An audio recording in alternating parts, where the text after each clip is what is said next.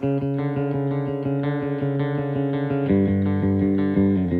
Rajya Sabha yesterday approved the resolution abrogating Article 370 and also a bill which bifurcates the state into two union territories, Jammu and Kashmir. You're watching Editor's Take. I'm Sakshi Batra, and with me is Gaurav Choudhury, he's the Deputy Executive Editor of Moneycontrol. And what we are going to discuss is what is the road ahead for Kashmir?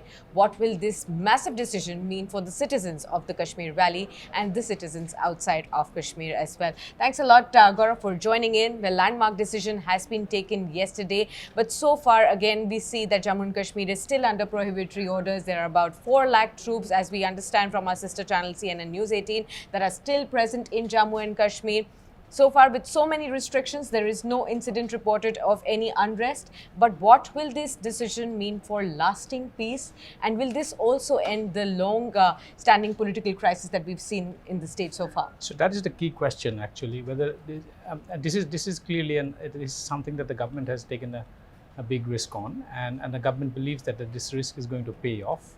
The government probably is of the view that a lot of fatigue has set in among those who live in Kashmir, the locals there, and they are probably craving for progress and development and jobs for the youth. Yeah. That is something, and that is why the government believes that by doing this, and this is the government's way of bringing the state into India's mainstream, this is the road to lasting peace. That remains to be seen, because it's a little more layered or nuanced, and if we should not look it through just a binary kind of an approach. The big question here is what happens next in terms of in political stability, and in terms of also the security apparatus. At some point in time, the government will have to bring back the troops that have been additionally deployed there. Yeah. So what is that point, and until how long is the government going to see and observe that things have returned to normal there, and life has become normal, and things have moved on, is inching towards normalcy? That is something that needs to be seen. But what we understand is that the government over the next couple of days is going to announce some big economic projects there. This could be in the form of infrastructure, or also in the form of policy, which is going to attract investment into the Kashmir Valley.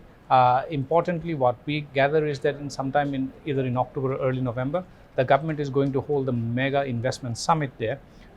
Most like the top leadership of the government is going to be present, and the government expects top industrialists to be present as a confidence building measure among the people in Kashmir, that the government means business and wants investment to come in, which in turn is going to create jobs and also lead to the attendant progress and development. Absolutely, and that is the point to now note, because from yesterday we've heard celebrities, top leaders, experts talk about that how this decision could actually mean development for the state, which has been long pending. The schools, hospitals, retail sector, real estate sector, all of these sectors will be looked up to. So are we going to look at higher development from here in all these spheres, and what does it really mean for the localites, the local Kashmiris? Yeah, so the big metric to watch out for here, in so far as development is concerned and normalcy is concerned, is that to what extent tourists actually return to the valley, because that is a sign. If tourists start going back to the valley and becomes, it's a sign of confidence and people among people living outside of the valley, as well as those living outside India. So if Kashmir it can restore its old glory as a go-to tourist destination, that is one big thing that the government probably would have achieved if that happens by say the next summer. And that is something the government will be hoping for, because tourism is such an important pillar for the Kashmiri ecosystem, as well as the economy of Kashmir and also of the local citizens there. It is absolutely important to ensure that confidence returns among tourists, and also those who are supporting the tourism industry there, that more tourists come in there, and it perpetuates a trigger of investment and more spending. But that is only so far as the metric is concerned. What is more important is that the investment will always move on a slower lane. So,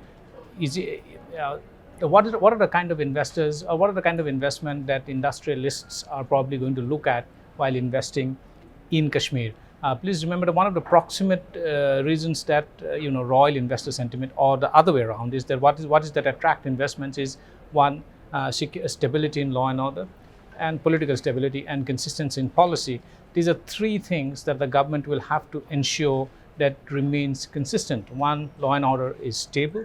There are no untoward incidents for over a relatively longer period of time, and policy remains consistent and remains attractive. Then industry will probably go there. But I don't think I do not expect a flurry of investment to take place, say, from the next 2-3 months or so. Okay. It'll be a very slow moving step. The results will probably show up over a longer period of time. But what is required here is patience, and both for the industry as well as for the government as well as for local citizens. But it is absolutely critical for investment to get into Kashmir, for jobs to be created.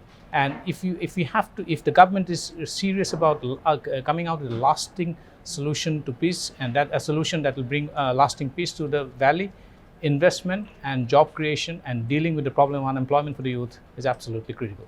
And that is what we want to also understand, Gaurav, that local Kashmiris have been facing this, long period of unrest. There has been no jobs, and also there are no schools. Education has been lacking over there. There are no hospitals also.